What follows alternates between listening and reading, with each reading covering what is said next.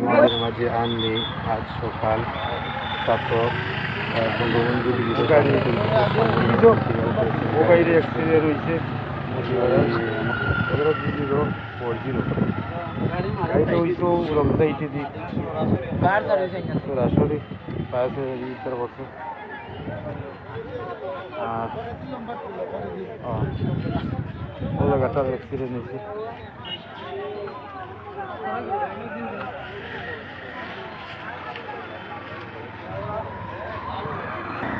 সম্পূর্ণভাবে রং সাইডে অ্যাক্সিডেন্টটা হয়েছে অ্যাক্সিডেন্টটা হয়েছে সাতক আমরা ব্রিজের টুলবক্সের সামনে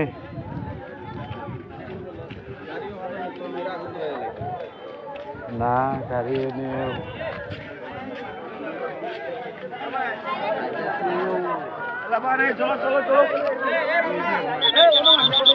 ঘটনাটা উড়ান হয়েছে ভাই সম্পূর্ণ রং সাইডে ঘটনাটা হয়েছে না গাড়ি তো এটা তো ঘুরো নেই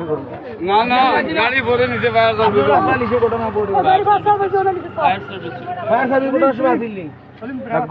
সবে হরহান হয়েছে ঘটনাটা লাস্টটা লইয়া গাড়ি ভরে অনলাইয়া নিচ্ছে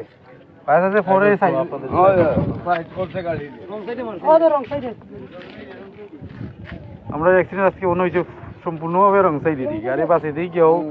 ওই যে চাক্কার যে দাগটাও রয়েছে চেঞ্জে বাস তো সাইডে দিয়ে যাই পারছে না বাস এভাবে তো তার দেখা নেই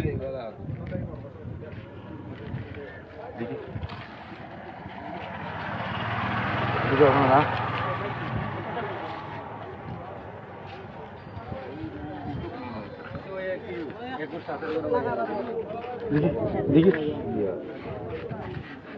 লাশ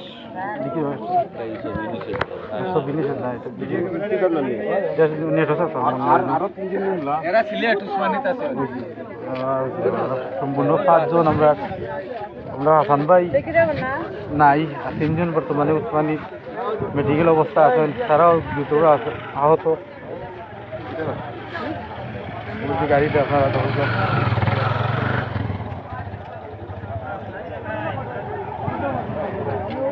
জায়গা দূরে আইছে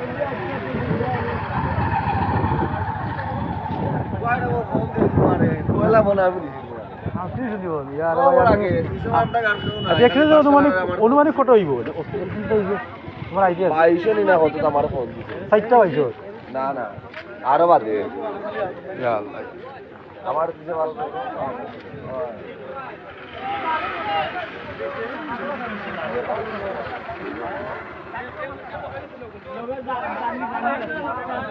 গাঙ্গির আছে আমরা লোক হয়ে গেছে এই দাদা ভাই ওমর তোমরা বলতে দুঃখ দিবে ওটা বাদ লম্বা আছে না শুয়েল আছে শুয়েল বাতরা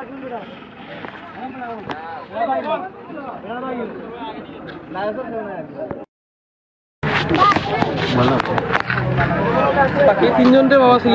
প্রিয় দেশবাসী আসসালামু আলাইকুম আমার প্রিয় ভাই পাগল হাসান আমাদের আটগাঁওর কৃতি সন্তান ঘাতক বাস্তারা নিহত হয়েছেন ইন্না লিল্লাহি ওয়া ইন্না ইলাইহি রাজিউন মরহুমের জানাজা পরবর্তীতে আপনাদেরকে লাইভের মাধ্যমে জানিয়ে দেওয়া হবে এখন আমরা লাশ নিয়ে সুনামগঞ্জে যাচ্ছি পোস্টমর্টম হবে হওয়ার পরে পরবর্তীতে আমরা আটগ্রামবাসী বসে পরবর্তীতে জানাজার টাইমটা নির্ধারণ করে দেশবাসীকে জানিয়ে দেওয়া হবে সকলে আমার ভাই পাগল হাসান সহ যারা আরেকজন আব্দুল সত্তার ভাই নিহত হয়েছেন আরও 3 ভাই উসমানী হসপিটালে আছেন যারা জীবিত আছেন এদের জন্য দোয়া করবেন আল্লাহ যেন সুস্থ করে আর যে 2 ভাই মারা গেছেন ওদের জন্য দোয়া করবেন এসপিটেনের মৌত আল্লাহ যেন শহীদ হিসাবে কবুল করে এই আশাবাদী দেশবাসীর কাছে দোয়া করার জন্য প্রার্থনা করছি।